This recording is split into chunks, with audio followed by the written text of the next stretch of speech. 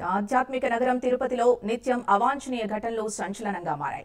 ఆకతాయి ఆగడాలు మితిమీరిపోయాయి. మహిళల్ని వేధించడం, నడిరోడ్డుపై మందుబాబుల వీరంగం సృష్టించడం పరిపాటిగా మారింది. తాజాగా లీలామహల్ వద్ద మహిళల పట్ల పలువురు యువకులు అసభ్యంగా ప్రవర్తించారు.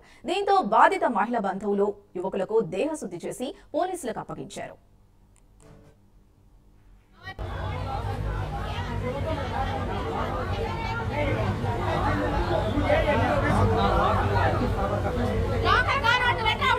లేడీస్ మీద ఇట్టనేది వెనకాల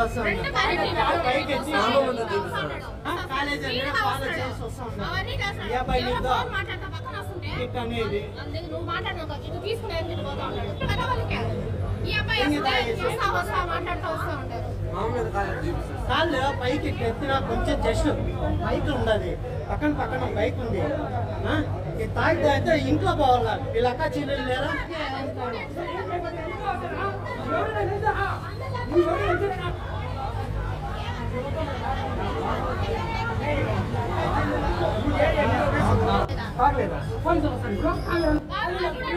చూడండి వాసన చూడండి, మళ్ళీ స్టూడెంట్స్ పక్క ఒకసారి సార్. ఇప్పుడు లేడీస్ అంటే మాకు లేడీస్ ఒకవేళ మేము మధ్యలో ఏదన్నా జరిగింటే పక్కన బండ్లు పోతాము, పైకి ఎత్తా ఉన్నది మా మిస్సెస్ మీద ఇది ఎత్తారు. ఇంకోడు బైక్ మీద వస్తే ఇట్లానే ఇదైతే తిరుపతిలో జరిగిన మహిళలపై వేధింపులకు సంబంధించి పూర్తి డీటెయిల్స్ మా కరెస్పాండెంట్ రవివర్మ అందిస్తారు. రవివర్మ, చెప్పండి. అంటే మధ్య మత్తులో యువకులు మహిళల్ని వేధించినట్లుగా తెలుస్తోంది. మీ దగ్గర ఉన్న పూర్తి డీటెయిల్స్ ఏంటి? ఆధ్యాత్మిక నగరమైన తిరుపతిలో ఇటీవల కాలంలో ఎన్నడూ లేని విధంగా యువకులు మద్యం సేవించి రోడ్డు మీద నానా హంగామా చూస్తున్నారు. ఆధ్యాత్మిక నగరం అనే భావన సైతం తనలుగుతా ఉందని చెప్పి భక్తుల్లో తెలుస్తా ఉంది. అయితే ఈ నేపథ్యంలోనే మొన్న ఇద్దరు లీలామహల్ సెంటర్ లో ఇద్దరు ఆకతాయిలు అమెరికన్ బార్ వద్ద మద్యం సేవించి మహిళలపై అసభ్యకరంగా ప్రవర్తించారు. అలాగే వారిని స్థానికులు బంధించి దేహశుద్ధి చేసి పోలీసులకు అప్పగించారు. అలాగే నిన్న ఎస్టీవీ నగర్ లో ఇద్దరు యువకులు మద్యం సేవించి కత్తులతో రోడ్డుపై హల్చల్ చేస్తూ ప్రజలను భయప్రాంతం చేశారు. అయితే స్థానికులు గుర్తించి పోలీసులకు సమాచారం ఇవ్వడంతో వారిని కూడా పోలీసులు అరెస్ట్ చేసి రోడ్డు మీద నడుచుకుంటూ తీసుకెళ్లి పోలీస్ స్టేషన్ ఇచ్చినటువంటి ఘటన కూడా చోటు చేసుకుంది. అయితే గత రాత్రి మరో ఇద్దరు యువకులు అదే లీలామహల్ సెంటర్ లోని ఓ మెడికల్ కాలేజీ మెడికల్ షాప్ వద్ద మద్యం సేవించి హల్చల్ చేస్తూ ప్రజలను అలాగే ఆ పాదచారులను భయభ్రాంతికి గురి చేస్తూ వస్తున్నారు. మహిళ తన కూతురుతో వెంట పెట్టుకుని మద్యం సేవించిన యువకులు వారిని వేధిస్తూ అల్లరిగా చేష్టలు చేస్తూ ఉండడంతో స్థానికులు గుర్తించారు. దీన్ని గుర్తించినటువంటి స్థానికులు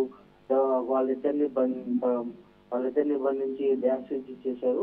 అయితే పోలీసులకి సమాచారం అందించారు. పోలీసులు కూడా వారిని అదుపులోకి తీసుకుని విచారిస్తున్నారు.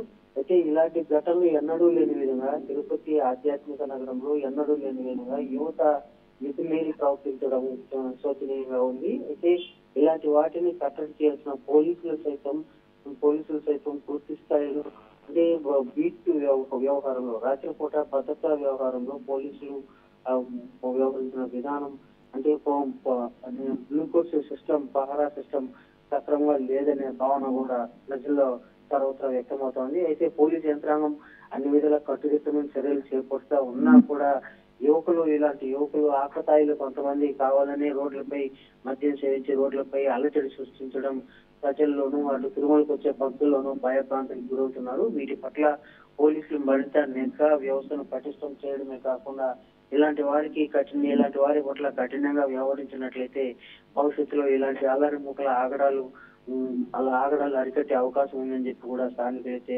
వ్యక్తం చేస్తున్నారు. ఆ దిశగా పోలీసు యంత్రాంగం కూడా మరింత పటిష్టంగా వ్యవహరించాల్సిన అవసరం ఉంది. అలాగే మద్యం సేవించే ప్రాంతాల్లో సైతం ఇలాంటి అకృత్యాలు పాల్పడే వారి పట్ల దుకాణదారులు అలాగే స్థానికులు కూడా అప్రమత్తంగా ఉంటూ ఎప్పటికప్పుడు పోలీసులకు సమాచారం ఇచ్చినట్లయితే ఇలాంటి వారు రోడ్లలో సంచరిస్తూ మహిళల పట్ల అసభ్యంగా ప్రవర్తించడం, వేధించడం అనే వాటిని కూడా పూర్తిగా నివారించే అవకాశం ఉంటుంది.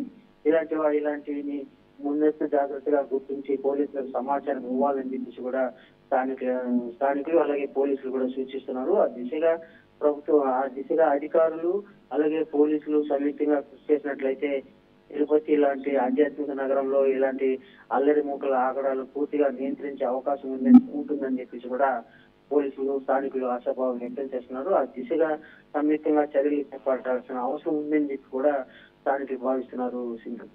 Right, thank you Ravi Varma.